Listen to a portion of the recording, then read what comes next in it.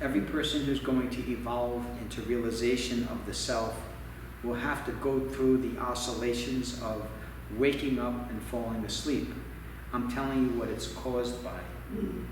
An ongoing, persistent measurement performed by that individual on life itself. It's not something you can do anything about. That's why I keep referring to the depth of realization, which will rescue you from that. It will dissolve this problem.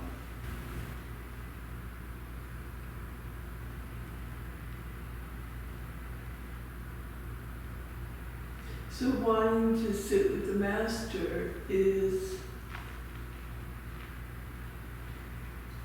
well, there's devotion, and then there's what you just talked about, this wanting to be around myself in you, or... Right. That's what you're chasing, but the illusion is that you're chasing it. You have to chase it to find it, and it may actually be a real illusion. You may really have to go to India because maybe at that period in your evolution, you really need to be fed by the Master because the self has not been fully realized. And even if it is fully realized, your devotional inclination might be strong enough to keep you circulating in that area, wanting to, in spite of the fact that you are realized, enjoy the love relationship that happens inside of the self, the devotional element.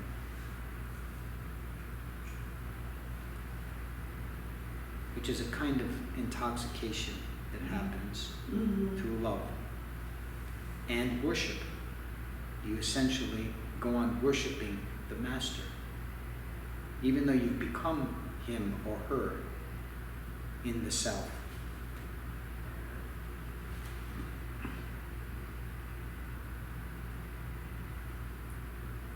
So it's an unpredictable circumstance at that point, and no one knows why one does one or one does the other, why one might stay or why one might leave. There's no reason for either.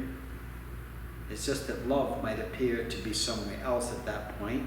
The fully realized self says, I'll find love in different ways. I won't do it here with the Master because I am the Master, but there are other groups of people who become lovers of the Master. The love is unconditional. So realization doesn't make it disappear. The love has its own momentum, which is distinct, but might even appear to be like the obsessive compulsive disorder that I was describing earlier around an ignorant person who's repeatedly chasing after experiences of enlightenment. Because that love is its own level of enlightenment. It's a very strange thing. The state of consciousness represented by the love of the Master in an awakened state is a different state of consciousness, a higher state, in a sense, than the one in which just the self dwells. Some people are going to disagree with that, and the reason is because they're addicted to the dogma around the discriminative path of realization, the Advaita Vedanta or the classical Advaita Vedanta path, or the Neo-Advaita Vedantic viewpoint and viewpoints.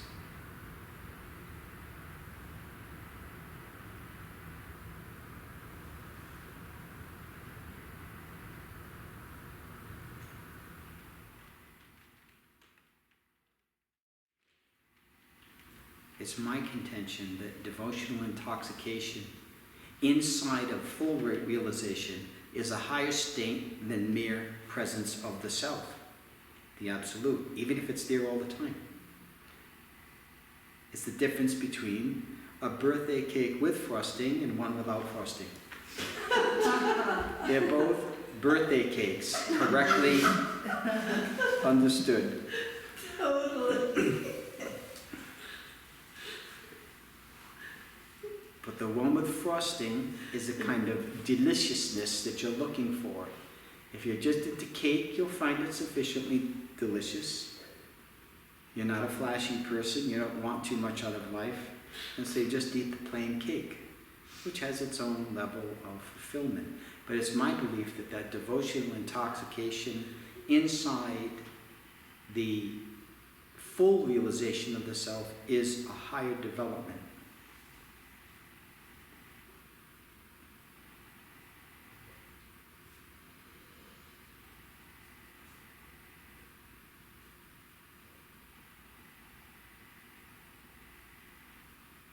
But it's not necessary to believe what I just said. It's just a personal opinion.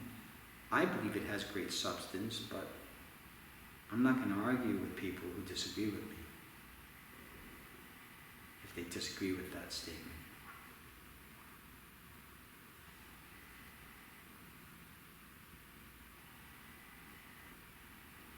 The ones who disagree might say the self is everything, David. What is beyond the self? It's within, it's without. Why are you talking about love?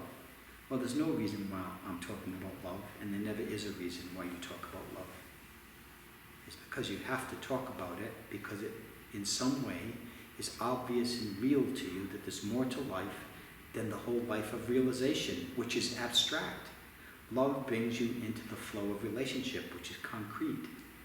So to argue that one should remain only in the abstract realized state, which is what the realized state is, moksha is to me not that important, because it's the concreteness of living moment to moment in relationship and in that gives the real taste of bliss and liberation.